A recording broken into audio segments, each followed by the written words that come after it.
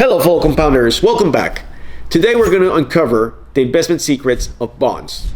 We'll review what bonds are, I'll show you how easy it is to invest in them using ETFs, and I'll give you an example of a bond portfolio. Join me as we navigate the depths of this cornerstone investment. This video is for educational purposes only and should not be considered financial advice. I am not your financial advisor and you are responsible for your own financial decisions. Bonds aren't a new age invention. They've been around for centuries. From financing wars in ancient civilizations to building mega infrastructures in today's cities, bonds have always played a pivotal role. In essence, a bond is like a formal IOU. You lend money to an issuer, be it a government or a corporation.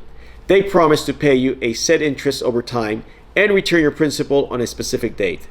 This date is the bond's maturity. 3. Bond lingo. Face value or par value. It's the bond's worth when it matures. Coupon rate. No, it's not about discounts. It's the fixed interest rate you'll earn annually. Yield. It represents the return you get on the bond considering its price and coupon rate. Maturity date. It's when the bond expires. It's the date when the issuer repays the borrowed amount. From sovereign sands of nations to the buzzing alleys of corporations, bonds are everywhere. Government bonds, for instance, are the safest. They are backed by the nation's economy. Then we have municipal bonds aiding local projects, and corporate bonds, the lifeblood of many business endeavors. In the financial ballet, risk and return dance in tandem. With bonds, interest rate shifts, issuers' credibility, and market mood swings can influence the outcomes of your returns. But remember, typically higher potential rewards may imply higher risk. So why even consider bonds when there are stocks or real estate? Here's why.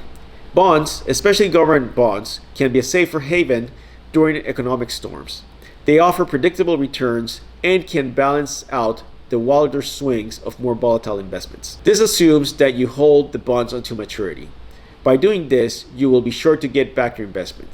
The principal is returned at maturity. Now let's switch gears and talk about an easy way to invest in bonds. Let's start with a riddle. What holds the power of multiple bonds but trades like a single stock?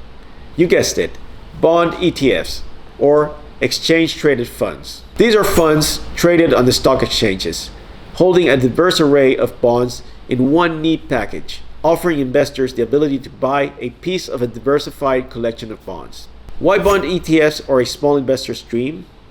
For small investors, the bond market can seem vast and intimidating. Bond ETFs, however, level the playing field. Instead of grappling with the nuances of individual bonds, you can buy shares in a bond ETF, gaining exposure to a wide array of bonds with just one single transaction. The advantages of ETFs. It's not just about convenience. The perks of bonds are manifold. Liquidity. Bond ETFs trade on stock exchanges just like stocks, making them easily tradable. Diversification. ETFs spread risk by investing across multiple bonds. Transparency. With daily disclosures of their holdings, you know exactly what's in your ETF. And flexibility. Buy or sell the ETFs anytime during market hours, just like stocks. 4. Navigating potential pitfalls. With pros come cons. It's crucial to understand the potential challenges. Here they are. Interest rate risk. Bond ETFs are sensitive to interest rate changes, just like the bonds. As rates rise, bond prices may fall, affecting the value of the ETF. Credit risk. If a bond within the ETF defaults, it can impact the fund, obviously. Market risk.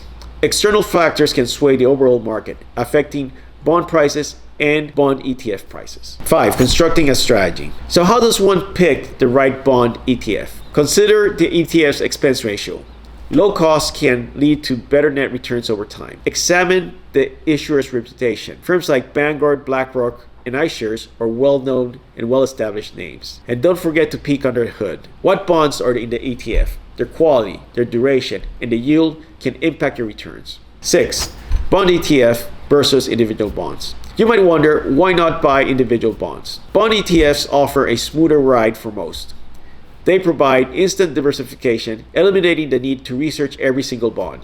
Plus, their liquidity makes them easy to trade. While individual bonds can offer direct, predictable income, they require more hands-on management and a larger initial investment. That's the world of bond ETFs for you, a modern tool making the bond market accessible to many. Okay, now let's build a bond portfolio. We've looked into bonds and we've also seen what bond ETFs are. Now we'll transform these pieces into a grand mosaic. We're going to craft a bond portfolio. Number one, the blueprint. A bond portfolio isn't a one-size-fits-all. It's tailored to your needs, financial goals, risk tolerance, and investment horizon. 2. The cornerstones of portfolio construction. Building a portfolio isn't just about selecting bonds or bonds ETFs. It's about understanding the underlying principles, which are A. Diversification. The age-old adage, don't put all your eggs in one basket, rings true. A mix of government bonds, corporate, and municipal bonds adds layers of protection. B. Liquidity. How quickly can you convert your bonds, or bond ETFs into cash without a significant loss? C. Duration. It measures a bond's sensitivity to interest rate changes. A bond portfolio with varying durations can help you navigate the interest rate roller coaster. And D. Yield. This is your portfolio's engine. It represents the income you can expect. But remember, higher yield often comes with higher risk. 3. The blend. Individual bonds versus bond ETFs. Think of your bond portfolio as a finely crafted cocktail. While individual bonds offer direct income and specific maturity dates, bond ETFs bring diversification and ease of trading. A fusion or combination can offer the best of both worlds. Now, the exciting part. Let's dive into specifics. Start by understanding the type of bonds within the ETF. Do they align with your strategy? Consider the ETF's total assets. A larger asset base often implies more liquidity. Scrutinize the expense ratio. Lower costs can lead to better returns over the long run. And don't forget to assess the yield. It's a key ingredient to your income cocktail. So what might a sample portfolio look like for a moderate investor? It will look something like this. 40% invested in government bonds or bond ETFs. These provide stability and are generally less risky. I would use ticker symbol TLT, which are the iShares 20-year plus Treasury bond ETF. Next position will be 30% of corporate bond ETFs for that additional yield kick, but with a watchful eye on the quality.